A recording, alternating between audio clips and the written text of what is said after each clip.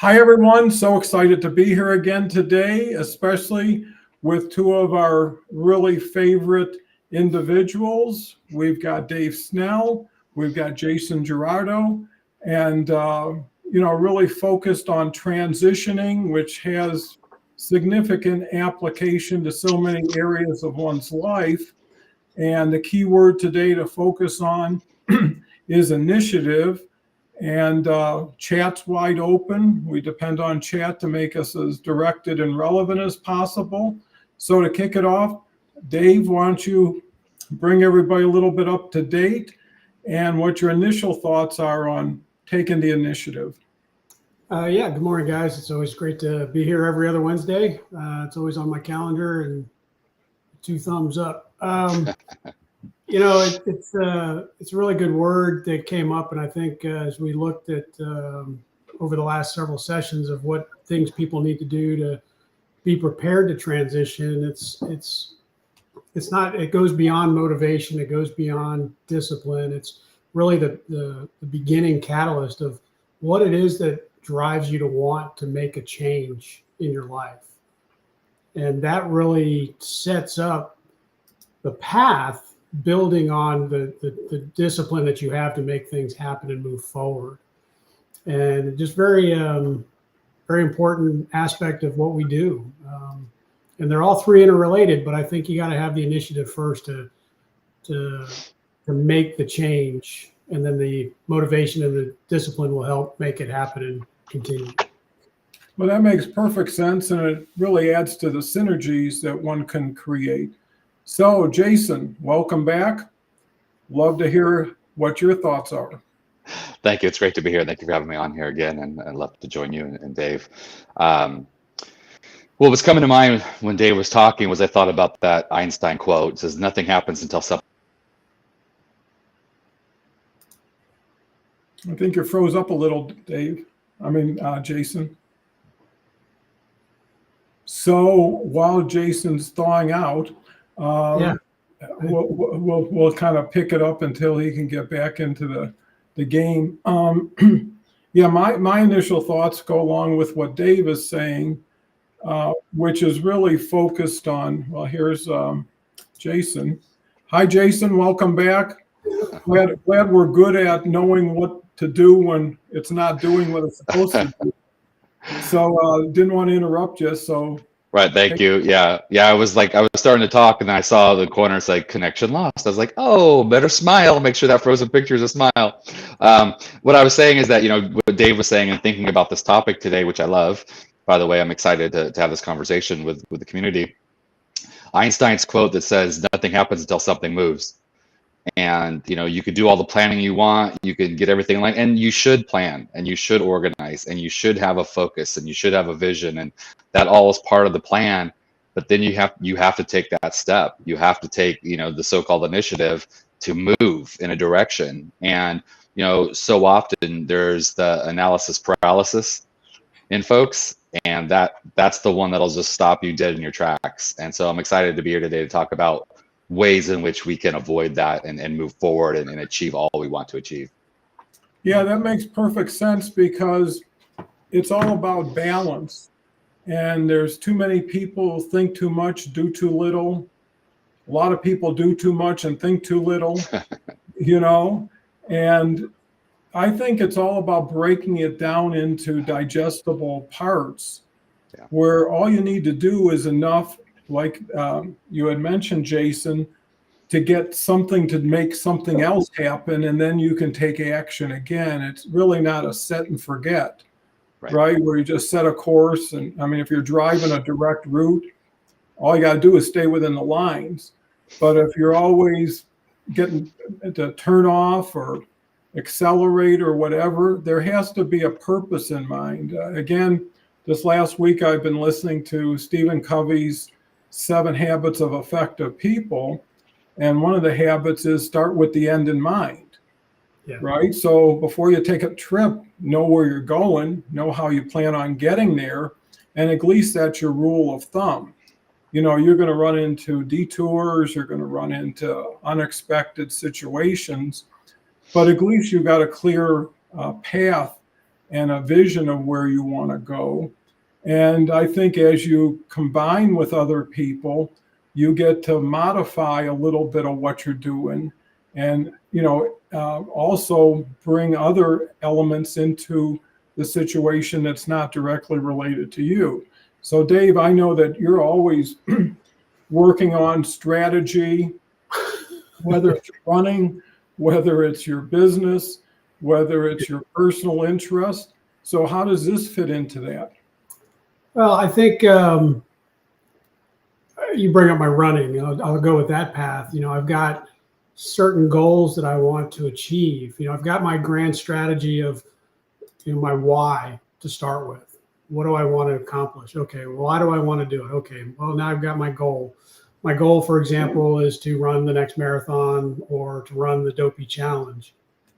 And then it's breaking it down to say, okay, well, what does it take to make that happen? You don't just show up and run 26.2 miles and live. It's a process. Okay, but when we bring it to execution, it's the drive that gets you going, that spark that says, okay, I've got my why, I've got my goal in sight or goal post set. What am I going to do to get there? The initiative that you have to take to make that happen is very important, because you're not always going to want to get up and run, even 1 mile or 10 miles or 20 in a training session, or go to the gym as a part of your training. But the motivation will die, but the discipline will keep you going. But it doesn't start until you get that idea of where am I going to go? How am I going to get there? And having it set. I'm going to keep going back in my mind to discipline, beats motivation, but it all starts with an initiative to see something in the future that can really build upon what it is you want to accomplish in life, in business, personal or professional.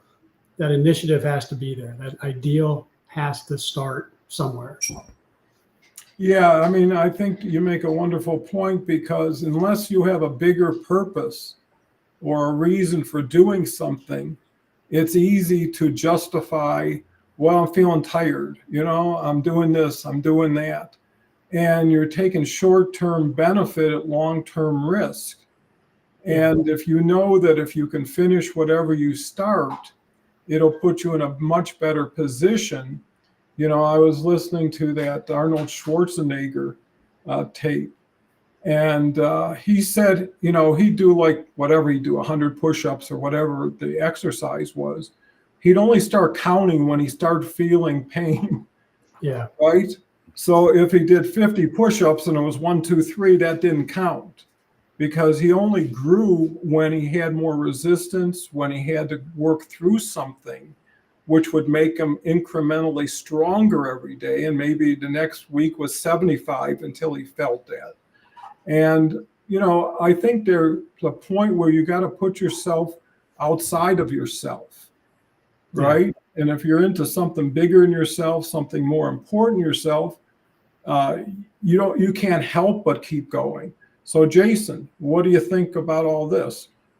It's great. And you tagged on what I was thinking too, Don, about the word purpose, because that's kind of in my business. I talk a lot about, living your purpose with passion, and it's that why. The why will pull you through. And if you have a big enough why, you can deal with any what, as the saying goes. But it's important to think about it. Doesn't have to be something grandiose and huge, because you might say, well, in this job that I'm in, it's not my purpose. It's not but there's a purpose within there. Is it to pay your bills? Is it to build a step for your career? There is something in there for you. There's a reason why you're doing it, and identifying and understanding what that is.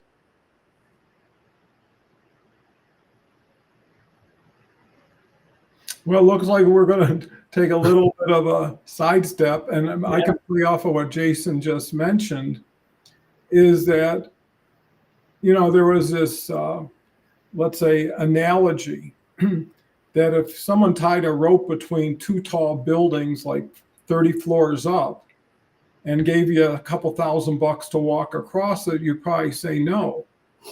But if someone's child was on the other side on a ledge, right? You wouldn't think twice. You would just make Yeah. it happen. Yeah. And when you're working beyond yourself, whether it's a community, whether it's a family, you do things not always because you want to. And maybe that's why it's so valuable, because it takes some choices away that would be easier not to do than to do. And, by overcoming obstacles, by dealing with things that typically aren't what you want to deal with. And I guess that's an important element too. Yeah. People want what they need or want, and typically they get what they deserve. Yeah. And at a certain point, you got to sometimes put more in than you think is worthwhile or necessary. But if that's what it takes to get over the finish line, you just do it. So Dave, getting back to running, what was the purpose of getting into it in the first place relative to where you see it now? Oh, geez. I'd always I'd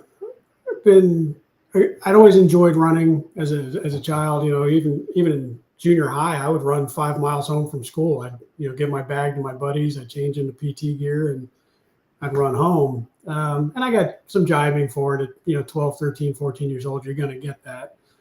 But the real change happened here during the pandemic. I lost a lot of weight. I got my mental health in order, to the best I could or can. And I said, okay, well, what's my why? What's my purpose? And I have it on my desk right here on a card. And I said, okay, I'm going to do these things for my family and my friends, and to show them that, and others, that if you are in a struggle, you can get beyond it with mental health. And for me, that became running. And how can I use we've talked about before, my 4 M's, movement, mind, meditation, and meaning. How can I use that to show someone what's possible? Well, okay, I lose a lot of weight. I gain a lot of energy. I get excited about things. I want to do more. And I said, I've always wanted to run a marathon. And I've always wanted to run the Marine Corps marathon in particular. It was a 30-year goal almost. And I decided that running was going to be my path to show that movement improves mental health. Mind is malleable. We can change our perspective and our strengthening of it. Meditation can get us through those struggles. And then the meaning, the whole purpose. My second marathon was actually harder than my first. I enjoyed my first one immensely. It was just a fun day. And I remember looking at my running partner and going, I feel great at 20 miles in. And he's, got a tumor in his neck and he's, I'm dying, and he's an ultra runner. He's just in pain. The second one really made me dig deep and go, okay, well, what is it that's keeping me going? Okay, I'm breaking down because it was 20 degrees warmer. My gels ran out earlier than I planned. I just was off plan altogether. And I said, okay, take some deep breaths, the mini meditative breaths. Okay, what's your purpose? Why are you here? Okay, let's break this 26.2. Now we're down to 15 left. We're going to break that down into half-mile chunks. Just run as much as you can. You made it a half mile. All right, you made it another 2 miles. Okay, we're done. And then I collapsed. I wasn't, I was through. I was finished mentally and physically. I just struggled. And I'll be honest with you, it really felt bad. There's a picture that they took along the route, all those photographers. It's me on my phone. I'd gotten a text from my dad. Hey, keep going. You're doing great. I'm like, Dad, I'm struggling. I cannot do this. And 2 things happened. One, I texted him that, and he came back with, it's going to be done eventually. Don't worry about it. And I kept thinking, I've got to finish this. And then at the 20-mile mark, I think it was, I ran into a guy who I'd done a podcast with, another veteran, and I gave him a big hug, sweaty as I was and nasty. I apologized for it. And he said, no problem. You're going to finish this. You're doing great. Let's go. So I made it about something that I wanted to do for a purpose bigger than me, because if you come into struggles, life can be overcome. It's just something you're going to get through. That was my. Well, I think you make some valuable points. I want to recognize Kelly.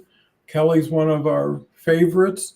and also a big supporter of veterans and first responders with Christy Howard on her Awesome Journey show, which is on Tuesdays at 1:11 p.m. Eastern Time.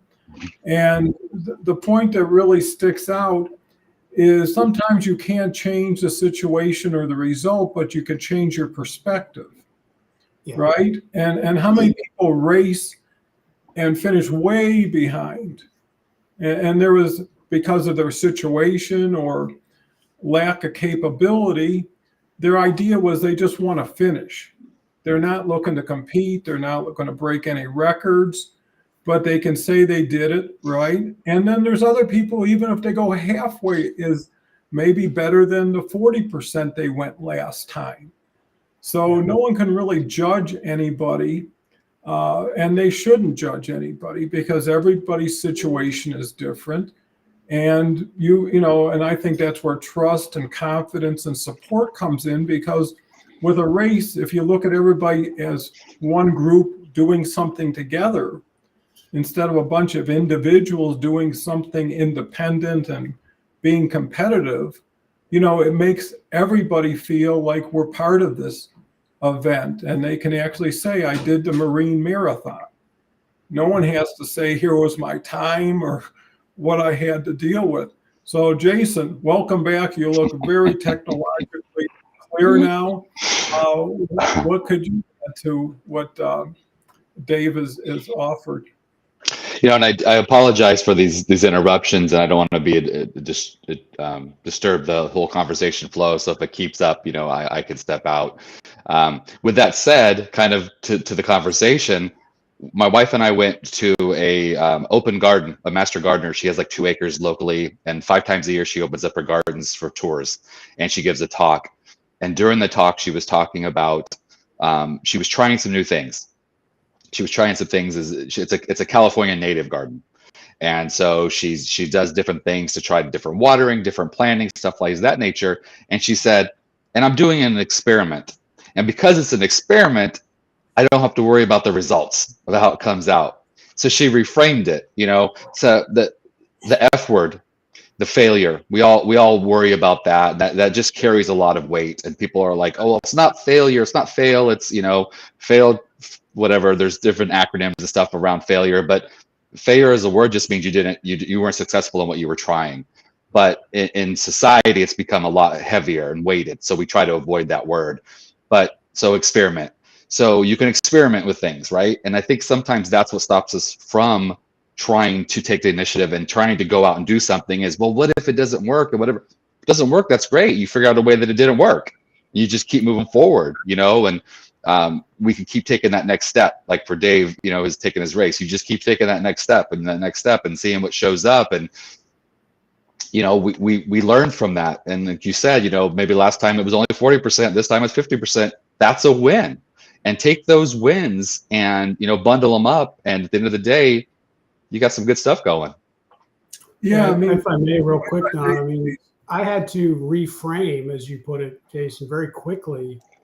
I finished that race. I was like, God, I didn't finish in the time I wanted. I was slower than I wanted. I didn't run the whole time, which was a goal. I didn't want to have to stop. But a friend of mine, coach who got me into the weight loss side and into the running eventually, said, look, it was 20 degrees warmer. You can't control that. It's out of your control. Okay, well, I did everything I could physically in the circumstance to do my best and to accomplish the goal, finish the race. That was my goal. Come hell or high water, temperature change or what, I was going to finish that race and show people that, it can be done no matter what the circumstance changes. Okay, and I did it. But the reframing after the race, it wasn't a failure because I didn't get the time I wanted. I was 40 minutes slower than I planned, 10 minutes slower than my first one. Okay, great. So what? But at the same time, it gives me a reframe to say, look, here's what you did right. Here's what you need to improve on. And these other things are extraneous. You can't control the weather. You can't control that you lost your salt tablets 5-10 miles after you planned on the last time I took it. Okay, I can't control that. So I've got another point that I'll make next round, but I just wanted to throw that in there real quick. No, I think that's very important. And, if you really look at it objectively, the couple questions you may ask yourself is, what did I just learn from it? And what did it teach me about me? So you have the event or the object, and that's primary. But then, what did I glean from this that maybe will help me reframe things, help me prepare for the next thing, or help me adjust? Because again, without having to get into the set and forget, it's like, okay, I'm doing this now for this. When it's over, I'll review it. I'll come up with maybe a different plan or maybe a better plan based on the information. So there is no outcome. It's always a continuum. You run today's race, well, that's over with. It's not an outcome. It just says, where does this lead me to? Maybe it's another race. Maybe it's like, I've done enough racing. And if you're honest with yourself, that's all you have to be with yourself. How do you feel? What is your heart telling you? Because your mind will tell you whatever it wants to tell you. And there's a million ways to justify about anything, whether it's good, bad, or indifferent. And I think that's the ultimate goal. How do I become a better person with time? How do I get to be a better person with effort? And usually at a certain point, if it's just you, there's not enough you to support you. And that's where collaboration comes in. I mean, how many races do you see people racing and the person next to them stumbles and tumbles and falls down? And there's a lot of people stop their race, right? And will grab that person, especially if it's close to the finish line, put their arm around their neck and walk with them to get them there. And they look better and they feel better, as opposed to, if I wouldn't have picked Jim up, I would have finished in a better position. But then, the key is what was the value of doing what you're doing is to help yourself, help others. And, if you're not making it about a physical accomplishment, you're always in the game. I mean, they got 95-year-old people running races. Now they're not as good as they used to be 30 years ago. Got to give them credit for suiting up, getting out there, doing their thing. I think that's so valuable. Jason? I have to say first, John, you and I are linked up this morning for some reason. Like I have a thought I'm like, I'll talk about this next based on the conversation, and then you bring it up. So that's awesome. So the collaboration, like this, like these LinkedIn Lives that you do, and this is an amazing community. That's something I talk about a lot is community. And we go back to Dave's story, texting his dad. His dad brought him out. He went inside and he was struggling inside, and his dad said, hey, here's some words of wisdom.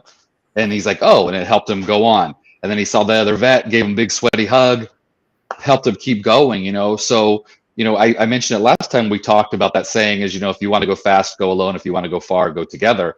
And that's what this is we're going together. And so we all support and help each other. And you can't do it all yourself. For whatever reason, a lot of folks, whether it was they didn't feel supported when they were younger, or they're just, they feel for that reason, they feel really independent. They're like, I'll just do it myself. And it's like, yeah, but then you realize as you release that and let that go and allow people to give to you, because people want to give, people want to support you, people want to help each other, because like you were talking about, Don, about helping someone across that finish line, it helps you as well. And so that's the huge thing about these community events and these LinkedIn Lives that you do. We all come together, we all learn from each other, we all grow from that, and we all can give back too. And it's just it's a great synergism that happens. Well, and it works. I'll give you an example. When I was younger, they used to have, we'd go to the beach or something, and they'd always have like games for the kids, right? And one of the games was the burlap sack race, right? And it took, you put 1 foot in, and the person next to you would put 1 foot in, and you were dependent on each other to run together, or you'd fall down if someone got too fast or too slow. So to me, doing things in tandem, doing things together, And one other element, which really impressed me, I know Ford Sykes is a great guy. He's been on the show a couple times. He's actually coming back Monday. And he was paired with Con, who had just finished his second book and was promoting it. And I can tell you, if you split the show 20 minutes, 20 minutes, 20 minutes, about 16 minutes of Ford's time was promoting Con's book. Let's lift it up again. Let's hear what it has to say. And he just, his nature was, I don't need to talk. What I have to say isn't that important relative to Con's the guy who's at the front and center that needs his support. But knowingly or unknowingly, people look so much better when they're generous to people around them. Right? When someone says, I could have taken a shot, but I gave it to you, or you need it most. I mean, just like food. If you just ate and you come across someone who's really hungry, that extra hamburger, you just say, hey, they're doing me a favor because I can't eat it and they can. And again, not everything happens exactly at the right or same time for everybody. So today was your turn for the spotlight. At the same time, it teaches people around you, to say, hey, this person was super generous, went out of their way for me, didn't know me that well, could have used this time for themselves. But they have enough strength and enough confidence that doesn't really matter. Even a show like this, if you do 700 of them, every show is less than 1/3 of 1% of the total shows. And I think if you just say, hey, how do I get better in time incrementally? It is one step at a time. And it is also rechecking why you did what you did relative to when you started. Because sometimes your purpose changes, the game changes, or you just get bored, right?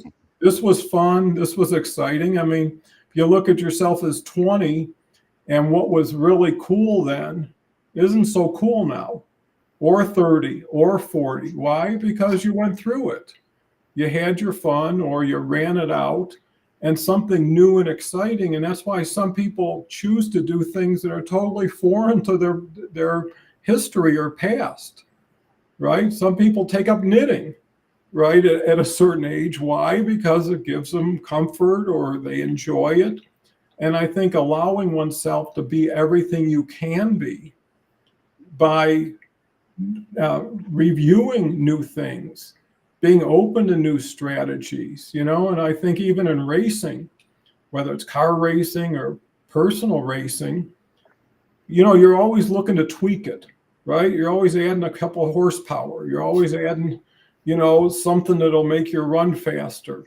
And I think that's fun because you say, well, I'm going to try these new shoes this time.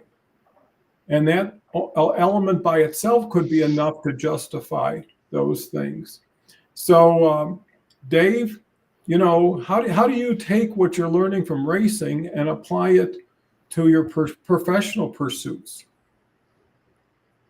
Wow, I hadn't prepared for this. I had a totally different thought on my mind than that. But I think I'll combine a little bit of what I'm thinking to answer your question. I think maybe is as I've continued the running, and I really don't want. My plan was to take this away from my running and making it about somebody else. But as I look at what it is, you said earlier that I'm a strategy guy, and that's what I did in the military for a good bit as a strategist. Always looking at what it is that I'm doing and up to. Hey, how did my last run feel? Did I make the measured mark that I had on my schedule? Did I go beyond it? How there's an up and down, above and below the plan, and that has to happen in business as well. And to the point is Carl, in our collaboration group, told me, hey, here's a good strategy plan that he uses. Looking at it, and as you were talking, I was thinking, okay, well, what have I been doing lately? Well, every time I write I look at my strategic plan and I make changes to it, I always version update, because that allows me to go back to version 1 and say, where was I 6 weeks ago or 3 months ago when I started? Okay, well, I've changed the pricing. I've changed a venue to which I want to go down primarily or secondarily. I can mold and meld my plan a little bit, and I can understand, okay, well, why did I do something like that back then, but not today? And always looking at the environment, because, the point I wanted to make earlier was, in the military, we think of seize the initiative. How are we going to move to the next step? And people's lives are on the line. But here we're not so much worried about that, but you've got to be able to see opportunities to get a moving, advanced position in your career, in your personal life. And how do you do that? Knowing why you did something or how you did something in the past, how the environment has changed and why you're making those changes, what you're doing differently, can be good builders of your internal strength to say, look, I won that battle, if you will. I saw a change in the environment. I adapted my plan and I moved forward. And that really, I think I'm trying to take what I was thinking to what you asked, Don, and try to say, okay, this is how I've adapted my running to my business and my business to my running. Well, I think that's excellent. And, now that you mentioned Carl, I just want to throw out that Carl has his show an hour before this show on Tuesdays. And it is, I think it's Instant Funding, something like that. And presently, Carl's in Belize with 30 students from Denver University, where he's a professor, and just teaching about the differences in real estate. So he's taken 30 real estate oriented people and comparing Belize and how things are done to Denver and how things are done. And I think by diversifying, like Jason does with different community groups, getting exposed to new people under different circumstances, makes you very fluid and flexible. So the idea is not just competing, but integrating. How do I get accepted easier into whatever I want to do? And how do I bring more people into what I'm doing? Right? So there is a direct purpose, which is I'm going to run, but a secondary, I'm going to help other people who are running with me. Or, and I think it's being conscientious. I mean, so many attributes that used to be respected are off to the wayside, and if anybody can get back to civility, anybody can get back to support and recognition and appreciation for the little things. And it's the little things that make the difference over time, because you're not going to score huge every day unless you're a superstar or something like that, which is rare. But just the little things that make a difference, like texting your dad, right? That became part of that marathon. Yeah. Yesterday, just for an example, my son lives in Baltimore, which is 2 hours earlier. And I get this message, don't worry, I wasn't on the bridge. Right. And I'm like, at 5:30 more, what the hell does that mean? And then naturally I go to the news and I see the bridge fell down in Baltimore. But he was a couple hours in advance so that me and my wife didn't have to worry that he was on the bridge. And, that's something you don't take for granted, is when people get out in front of something. Most people try to hide, try to justify. And what I learned in business, if you know something and you're with people that trust you, you better make sure they know it as soon as you found out. Yeah. Right? Because if they find out you knew it, didn't say anything, or you tried to cover it up, your trust is gone. And I think it's the bigger game that you want to win at, and not just the smaller aspects of it. So Jason, what does this all kind of say to you in how you put things together where it is as strong and tight as it can be, and something that really does maybe push you a little bit more than you're used to?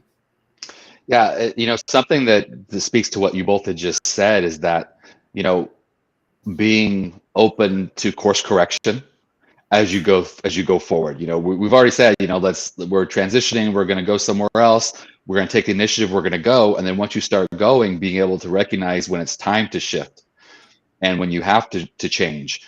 And as I said, course correct. And Don, to your point, you're saying get ahead of it and share with others. But guess what? Get ahead of it and share with yourself. Being open to that conversation, because sometimes we get in our own heads and we're like, no, I've got to keep trying this. This is what I'm going to do. I'm going to do it. And then we get blinders and we can't see, what, this just isn't working. And it's not a fine line, but there is a balance between letting something go too early and then riding the dead horse. You have to be open to just find that balance and be honest and open with yourself. And sometimes that's when it takes community to say, hey, Jason, I'm doing this because my customers like it. And someone could say, well, what customers? It's like, are you truly have a ton of customers that's going to help, as an example we've talked about before. But, so that's a balance that you have to find with yourself, and others can help you find that. Yeah, and I think it's the little things that stick in your ear that move you over time, right? If you're doing something that's not, let's say, appropriate, and people say, well, you should do this. Well, that never works, right? I'm overweight. Well, you should start dieting, exercising, and that'll be the answer. Well, yeah, if you could take one pill, swallow it, and everything would happen, it'd be easy. Right. And everybody changes at their own pace and for their own reasons. But at a certain point, you say, this isn't serving me or anybody else. This is not aligned anymore. Especially if it's negative habits. And a lot of people say, well, tomorrow I'll do it, or when this happens, then I'll do that. And I think just knowing that at a certain point, they're right. They're absolutely right. Yeah. Now, how do I make the pivot so it's not too dramatic, right? How do I do a little bit less of it every day? How do I replace it with something better every day? And you don't have to reshuffle the deck every day because of that. And also it says that you can evolve, and you should evolve, because, I always say you can do yesterday tomorrow if the new plan doesn't work out today, but what if it does work out and you say to yourself, well, I didn't need to do that like I usually do. A lot of people aren't comfortable unless they have a crutch with them. I can't talk in public unless I have a couple drinks, or, something like that. And then maybe pull one drink away and see how it does. And I think that's the pride people take is, hey, whether anybody knows it or not, this was a big move for me. Yeah. And I think it's those little wins that say, hey, if you can do it a little bit, maybe you can do a little bit more, or do it a little bit more often. Just those things that make you a little uncomfortable, but not terribly uncomfortable, because that'll throw you right back into your old routine. So Dave, I know you've been very successful of identifying opportunities for change and working on them, and now helping others hopefully do the same thing. Yeah, it's been quite a journey. I've known off and on that things were not right in my life, and whatever the reasons and causes were. And I just didn't want to make the transition, if you will, to make the change, to take the initiative to transform myself. And I'm thinking Debbie Clement for some reason with her butterflies real quick over the last few minutes here. But, to Jason's point, you got to face the failure. The failure is just a stepping stone to the next process, the next step in the process. And I've really, I had some good thoughts, and I'm kind of brain farting on them here, but it's been a journey that I'm glad I undertook. And that's where I wanted to go, was to your point, Don. A lot of times I would go into I want to change. Well, I'll do that Monday. Okay, I'll do that on Tuesday. Well, I'll do that. I'm not quite ready yet. But it wasn't until I got a jolt. In my case, it was I hit a weight that I would just said, enough's enough, I'm going to stop.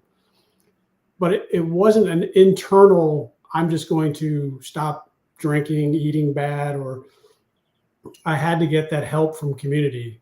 The guy my old CEO who helped me lose the weight, my old Master Chief buddy who helped me start running again.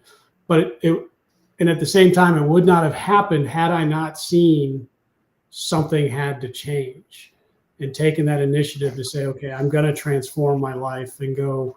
And that's why I kind of made a face when you said it doesn't have to be a big change. You know, all of a sudden, in my case, it took a radical change. Hey, stop drinking beer. Hey, stop eating carbs as much as you are, and mostly in the grazing phase of eating. I would just and I kind of still do today, but I'm more mindful of, okay, I grazed too much. Okay, stop for a couple of hours. Okay. And it really, you know, I've got a friend of mine who also had attempted suicide while he was in the service. I texted him just out of the blue yesterday. I said, hey buddy, how you doing? Just want to see how things are going. I hadn't talked to you in a couple of weeks. He goes, hey, mate, I've got a couple of old high school friends, old shipmates who I think I'm going to lose one. And I said, okay, well, hey, look, I'm here for you. You know, we've both learned our lessons. We can take people where we want them to go only so far as they're willing to go, but let's do our best not to lose these guys. And it's been, you know, that's my goal, is to take my process and what I've learned to help others to see there is another potential light out there. And it's not always going to happen the way I want it to. It's got to happen based on what they want and what they need. So you have to look internally to what you want and externally to what resources you have to help you along the way. I got a little maudlin, I apologize, but no, I think it's very important what you're saying. And, you know, it's like provisioning for something. Yeah. And as you get older, things get harder, right? So what do? You have to make things to compensate on the other side. So I looked ahead and I said, well, I'm going to need a lot more energy. I'm going to need a lot more strength for a few things I'm focused on. So I decided, well, why don't you just lose 15 pounds? And that'll help you get fresher, lighter. And I just hit that number yesterday, and it was only like 2 months ago. And I did it in a way, like you mentioned, is, you know, I'm good knowing a plan, right? If someone says, do this, this, and this, I can do it, right? So I decide, here's how I'm going to design my menu every day. Here's what I'm going to eat for breakfast. Here's what I'm going to eat for lunch. And that's all. And and I have done that. And what was interesting, I had a family celebration a few weeks ago. And I said, well, tonight is for the family. We're celebrating. I will allow myself, you know, a piece of cake, something else. And because tomorrow I'm back on track again. Yeah. So unless you should never make things absolute. You know, if you're thirsty, you should drink. If you're hungry, you should eat. But then get back on track. The other thing I think that makes a big difference is making a list, right? Here's the 6 things I'm going to do tomorrow before tonight ends. And then you wake up and you look at your list. Doesn't mean you're going to accomplish it, but you're looking at something that you prepared. And the choice is, well, re-prepare it if it's not going to work, or just get it done, because the time you think about doing it, and some things are very simple, but they're not pressing. I just like to leave a clean desk. I like to cross everything out on my list or understand why I couldn't, because the little things done right compound. And there's some pride in achievement. You know, I said I was going to go to the bank today, and I did it. It's not a big thing, but I did it, and I knew it was necessary. And I think some people wait to the last minute and go beyond it, you know, holding out for divine intervention or something that's going to make the difference. And there's pride, but there's also that group around you that you don't always see, who are betting on you, who are counting on you. And if you do things better for yourself, you're doing things better for them, because a lot of times you start living vicariously. You know, to me, it's more important that my kids get whatever they want and become successful, as opposed to me. And I think it's that unselfishness that you enjoy doing. Most people say, well, I had to give a lot to get a little, I feel I got a little shortchanged here. Versus, even one last thing before I turn it over to Jason, I used to in business take a lot of people out to dinner. Sometimes business associates, some people from the company, and some of these bills were decent. And my wife would always say on the way home, it happened a couple of times, "Did you put that tip on?" And I said, "Yeah, I tipped her." And he said, "Well, they already added the tip. So you tipped on top of the tip." And I said, "You know what, Ann?" I said, "The lady probably has a couple kids at home. That extra 40, $50 is going to do her a lot more good than me. It'd been different if the $50 went down the drain and then you just lost it versus, well, now she got a benefit, and I think if you look at the silver lining, no matter how bad the storm is, there's always a silver lining if you take the time to look at it and learn from it, right? I always say either you're learning in order to be earning one day. So Jason. Yeah, that's a great point. There's the investment, and what is that investment and where does it go to? And there's a lot of times that investment could be figuring out the way that things don't work, taking that initiative and then going, oh man, I wasted a week on this one mindset. And it's like, if you look at it that way, you're going to beat yourself up, but you go, man, I'm glad it only took me a week to learn that isn't going to work. What's next? Where do I go next? Talking about that kind of strategy, that made me think of, and this might be totally off topic, but it just, as through this conversation, this came up for me. As you take initiative and you get things done, there's different ways of accomplishing it. And you have to be open to those different ways. My wife, I love her to death. We're just totally different in some ways. And like when we'll buy furniture to put furniture together, here's my strategy. Look at the picture, get the pieces out of the box. Let's start putting some stuff together. My wife, she says, well, where's the instructions? Don't touch anything. Let's get the instructions. Let's read through it. Okay, now let's make sure all the parts are there. Let's take inventory. Let's say everything, et cetera, et cetera. So we're totally different. So when we put stuff together, it's a give and take, but we put it together and it works. And that's the same thing as you're going forward and you're taking initiative to get through a transition. Is don't think your way is the only way. Be open to other ways to get the same result. That makes so much sense because, I've been married for 47 years now. And I learned early on, a yes will get you a future yes, a no will get you a future no. Right? If someone says, hey, I want to go shop, well, we can't afford that. And this, okay. Now I want to go, well, remember, I couldn't go, we couldn't afford it, and I think that really says, hey, whatever you think, there's a sense of trust. Right. And some people are afraid to give up control, and I found there's people who do better than I am, are more responsible I am, and more conscientious. They should be making those decisions. And naturally, anybody who makes the most decisions are going to make the most mistakes.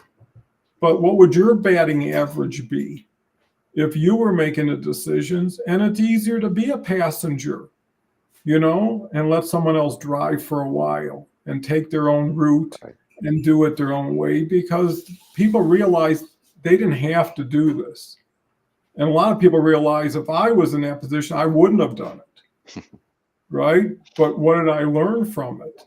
And again, it's a matter of give and take, sometimes giving more than you're taking. But most of the time, even early on, I get decisions. When we first got married, my wife would say, well, which outfit do you like? And I could care less, to be honest. Both look pretty good to me. And, either one, I would say. And then, oh, no, I need you to tell me. I'd say, well, take the green one. And then I'd hear, well, I really like the red one, And I said, well, just tell me what I'm supposed to tell you back. And we if you like it, why did you ask us to hear it? The struggle is real for all men. Well, and that's what I learned is like, I hear the question, what do you really want the answer to be? And why are you asking? And I said, if anything you decide is already decided, there's no reason to get input. It's only when you're up in the middle of something or flipping a coin. And then I realized 95% of things I got an opinion on, but I don't really care that much. You know, if you pick chocolate ice cream versus vanilla, it's fine with me. And I think when people know that you're okay, whatever it is, and you got to allow people to fail in front of you. You got to allow people to learn, because you could say, I've been there 20 times. If you do this, this is how it's going to work out. It probably will. But you've taken that opportunity away from them to figure it out for themselves, to do it over time. And I was always a big proponent of independence. I wanted to make people as strong and as resilient, as independent as possible, because even raising the kids, I said, if I was here forever, I'd take care of you forever. But that ain't the way it is. And eventually you're going to have to face the cruel world on your own. So why should we make reality different than what it is? And I think that's so important. So, you know, we cover so many bases, cover so many angles. And I think it's really to make people think a little bit more of what they're thinking about, what they're planning on doing, and how they're doing it. So, Dave, sounds like we've covered all kinds of ways of taking advantage of resources and communicating properly. I think the last point that you're making here is probably one of the most important as a parent, as a business leader, as a friend, as a coworker. Really comes down to, you know, your point of, well, if I was in charge, that's not how I would do it. Well, you don't know until you've been there. And just because you're in a position where you've tried it and you've experienced running a marathon or running a business or interacting on a live stream, okay, well, if you're not in charge of it, you don't know. You know, I've never run one like you have done. So I know my perspective of what I've done here as a guest and contributor, but I've never set it up. I've never done the background work. So I don't know that I would do it any differently, because I don't know we've worked through the collaboration group on the nuances and things that go into it. But until I do it, and we saw that with Carl, you know, he learned some lessons that we could all share that we hadn't even thought of. Okay, well, by letting children, employees, friends, etc., do their own thing, we all gain some knowledge from it. But really, it comes down to that experience. You know, it's easy to say, yeah, I'm going to go run 5 miles today. But if you've never run 3 miles, it's a lot harder to do when you know, I wouldn't take a gel so early. Well, maybe you would, and you just don't know. You know, it depends on your plan, and everybody is different. And, you know, earlier we were making some comments, and I was thinking comparison is the greatest fault of everything. You know, you're in your journey, I'm in my journey. I don't have the same external factors or impressions of what happened, internalizations of those things as the guy next to me. I just don't. So everybody's in their own position on their way towards life. We don't know when the end's coming. We all start at different positions. So don't make comparisons to everything else, and you'll be just fine. Yeah, I think that's so valid. Jason, what's your thoughts? You know, kind of wrapping up as we get here close to the hour, wrapping everything up, and you know what comes to mind about all of this, about as we transition, you know, taking the initiative. We covered a lot of ground today, you know, about learning from your mistakes and, you know, or things that don't work, rather, whatever you like to call them. The quote that keeps coming to mind, or the thought process that comes to mind, is from cybernetics. It says, you know, basically the part of the system with the most flexibility will rule the system. And I think that's kind of where we're at, is that we have to be flexible, and the ones that are most flexible are the ones that are going to do the best. You know, if you get stuck into, no, I have to do it this way, no, it has to be the end result, no, it's going to be a challenge to get to where you want to go. But if you realize that there's more than one path to the top of the mountain, and the one you're on is the one you're on, you're going to do a lot better. Well, you know, sometimes it takes a defeat to get a victory. Yeah. You know, sometimes you got to get really beat up to come back and get stronger. So sometimes easy wins are not always beneficial. And you know, it's how you evolve. If you take the reward out of it and just go to the activity or the exercise. You know, my two grandkids are playing sports, and neither one of them are that involved. They're pretty average. But, you know, I framed it, you know, when you're out there playing soccer, you're with a bunch of kids, you're out in the sunshine, you got fresh air, you're running around. That's the goal. It's not who scored all the time. And it's also being a support mechanism for the people who are doing the hard work. You know, I went to a seminar and somebody said, if you're in sales, raise your hand. And about 20% of people raised their hand. He said, no, you're all in sales because either you're selling or supporting the person who's selling, right? Whether you're in the office or whatever. And people don't know. And the other thing is, there's so many people will tell you what you can't and can do. And as you're younger, you're a little bit more stubborn, right? As you get older, you find out how much you really didn't know and don't know, how much you need to learn. But I always used to say, well, maybe things have changed since then.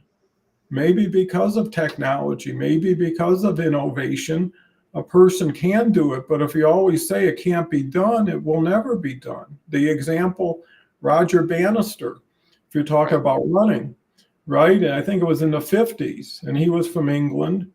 And they had physicians and physicists and everybody saying the human body will not allow for less than a 4-minute mile. And that was just the conventional wisdom of the day. And once Roger broke that record or that milestone, the next year, 8 other runners did it, right? Because if you know, if it can be done, why can't I do it? And I think that's the key, is there are some people who are pathfinders. There are people who open a road and never get a chance to run on that road. But without them, nobody else would have. You know, we're living on the shoulders of so many people who came before us, who made tremendous sacrifice without even knowing what would happen. And I think when you look at it collectively, comprehensively, the big picture, everybody has value. Everybody has a position. And too many people try to drink from a fire hydrant instead of just, hey, take a sip, take another sip, take as many sips as you want, and make it comfortable. Because when you're happy and you're comfortable, you forget, did I finish 3rd or 6th? I mean, one last thing, you go to the golf course and there's people miss a hole, they throw their clubs in the water, they break them in 2, they get stupid over everything. Other people are just like, hey, it's a beautiful day. Let's hit the ball. Let's have some conversation. Let's have a good time. And I think those are the people you surround yourself with. The people say, don't worry about it. You're just fine. You know, because everybody wants to know, I'm okay, you're okay, we're okay. And if you can't make it, maybe we can. And if we can't, now we got a goal to work with. Maybe we'll find a 3rd person or a fourth person to make it whole. So I think, you know, these conversations really come inside oneself and really look at what is important in life. Right. You know, and if you put health up there, if you put family and community up there, well, you're already in good company. You know, the lone wolf, you know, I think to Jason's part, do it alone, you move fast, do it with others, you move far. You got to allow yourself to be okay with a group, to play the star and also to play the supporting role when necessary. So coming up on top of the hour, Dave, I mean, I know we start with all these things as far as transitioning, communication. Today was initiative. But it all rolls back to what does that elicit from your past, from your mindset, from what you're thinking that could never been done if it wasn't a live, unscripted edition. I think to your guys' last points, I just kept thinking, you know, none of us are getting out of this alive. And it used to be that I would think, you know, the guy with the most toys wins. I think the guy with the most memories, with the most people, wins, because you have experiences that you've shared with others that they can share, and you've never forgotten. The memories last longer beyond your time. So get out there and experience it. Go out and play soccer. Go out and walk. You know, I think we get too wrapped up in the technology, and I love having the technology to chat with guys in California and Colorado, but get outside, enjoy life. I learned, it took me a long time to get here. I used to be the guy who would struggle with the golf course, you know, and get angry at myself and the club or the ball or the wind. It's not that important. Life is going to go on. Nobody's going to die because the golf ball went in the drink. Just enjoy. That's beautiful. Before I turn it over to Jason for his final words, someone told me another day, the grass is greener where you water it. Yes. Right? So moving from this grass to that grass, nothing's really going to change, but where you focus on nurturing, fortifying, supporting is where you'll start to get your benefits. So the key is everybody has the same amount of chips. If you look at time, how are you investing it? You know, looking back to Dave's point, 6 weeks ago, 12 weeks ago, gives you context. Well, I'm not as good as I was yesterday, but I'm twice as good as I was a month ago. You know, and Darwin always said, it's not the biggest, it's not the fastest, it's not the strongest, it's the ones who can change and evolve that survive, right? Or we still have dinosaurs running around here. So, Jason, final thoughts? I just, not so specific to the conversation, but of the conversation, basically the meta of it, so to speak. You know, the great thing about these open conversations, and you know, it's great when the community chips in and kind of helps us go. You get out of your conscious mind, those thoughts that you already have that are pre-programmed, that you're like, oh, I know what I'm going to say. And, you know, like Dave said the other day, you know, it's like, this just showed up. And we get into that part of us, that collective, that we these thoughts that come up that we have that we might not acknowledge throughout our logical thinking days. So it's great to have these conversations and just be like, hey, what comes up, what shows up? And that's the most beneficial for all of us. So I love these conversations to join in. Yeah, both of you made so many excellent points. And one thing I know for sure is whatever has happened has happened. Whatever you've done, whatever you've received can't be taken away from you, right? All those memories are preserved and they're with you. One last thing. I used to spend time with my mother's place down in Florida. She had a real small condo, take the kids down every year.